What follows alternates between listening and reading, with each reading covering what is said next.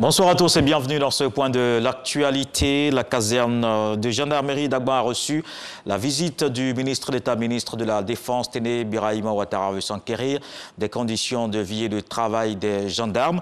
Il a aussi procédé à des baptêmes d'installation et de pose de la première pierre de l'aumônerie militaire catholique d'Agba. Le reportage de Abou Sanogo.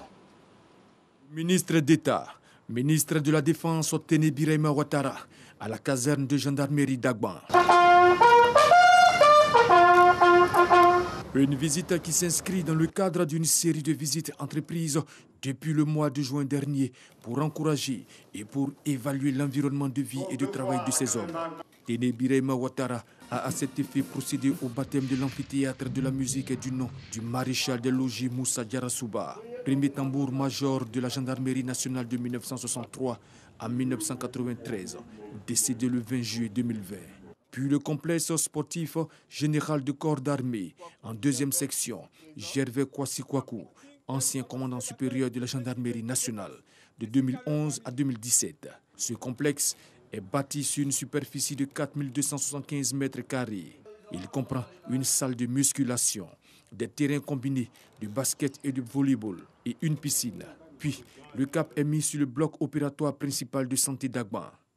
Après la visite de ces installations, le ministre d'État, ministre de la Défense, Téné Birahima Ouattara, a procédé à la pose de la première pierre du siège de l'aumônerie militaire catholique à la paroisse Sainte-Geneviève d'Agba.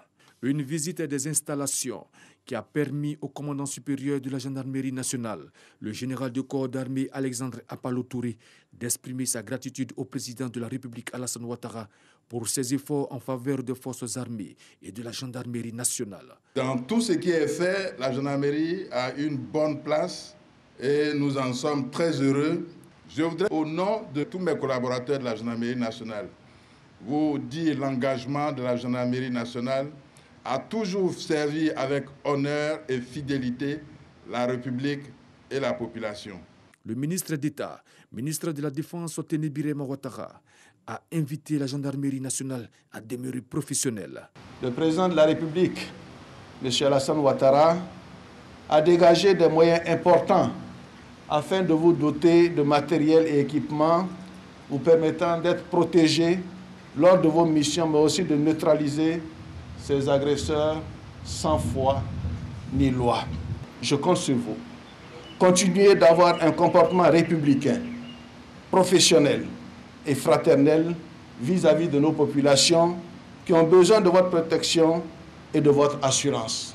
Ce sont des gendarmes de la caserne d'Agba, tout heureux qui ont exprimé à leur façon leur joie de recevoir en moins de 3 mois le ministre d'État, ministre de la Défense, Téné Birahima Ouattara.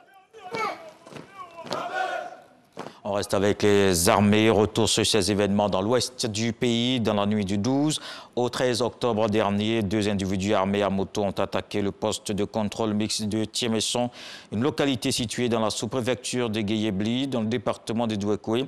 L'attaque a fait 2 morts dans les rangs de l'armée ivoirienne. Au lendemain de l'attaque, le dispositif sécuritaire a été renforcé. Les autorités administratives appellent les populations à garder leur calme et les exhortent à une franche collaboration avec les forces de défense et de sécurité. Et dans l'actualité également, le secteur de la santé se positionne comme un bel exemple de digitalisation. L'OMS et l'UNICEF ont équipé en matériel informatique et connexion Internet les 113 districts sanitaires du pays depuis 6 mois. Ces centres ont permis de former à distance 40 000 agents de santé. Aujourd'hui, le ministère de la Santé a réceptionné 3 nouvelles salles multimédia entièrement rénovées. Avec ce dispositif, la Côte d'Ivoire devient le premier pays de la sous-région à disposer de réseau national de téléformation couvrant tous les districts sanitaires du pays. Dans le reste de l'actualité, au Soudan, le Premier ministre Abdallah Hamdok refuse de dissoudre le gouvernement. C'est le général Abdel Fattah al-Burhan, président du Conseil souverain de transition, qui a formulé officiellement cette demande lors d'une réunion ce jeudi.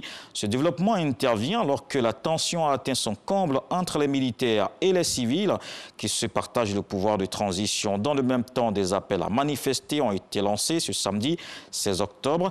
La manifestation est destinée à protester contre la domination exercée par les militaires.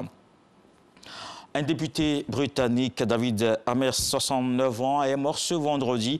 Il a été poignardé à plusieurs reprises lors d'une permanence parlementaire qu'il tenait dans une église de sa circonscription à Leigh-on-Sea, à l'est de Londres. Un homme de 25 ans a été rapidement arrêté après l'arrivée des forces de l'ordre sur place, soupçonné de meurtre, et un couteau a été retrouvé. La police a précisé qu'elle ne recherchait personne d'autre après l'arrestation.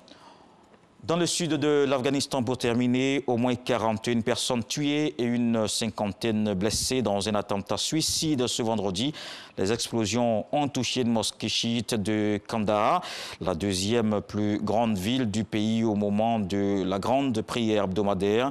Une quinzaine d'ambulances se sont rendues sur place alors que les forces de sécurité talibanes ont été déployées aux abords du site. Ces explosions surviennent exactement une semaine après un attentat suicide contre une mosquée chiite de Kunzu, revendiqué par Leigh et qui a fait plusieurs dizaines de victimes. Et l'actualité se poursuit avec les infos régionales. Je vous donne rendez-vous à 20 h pour la grande édition.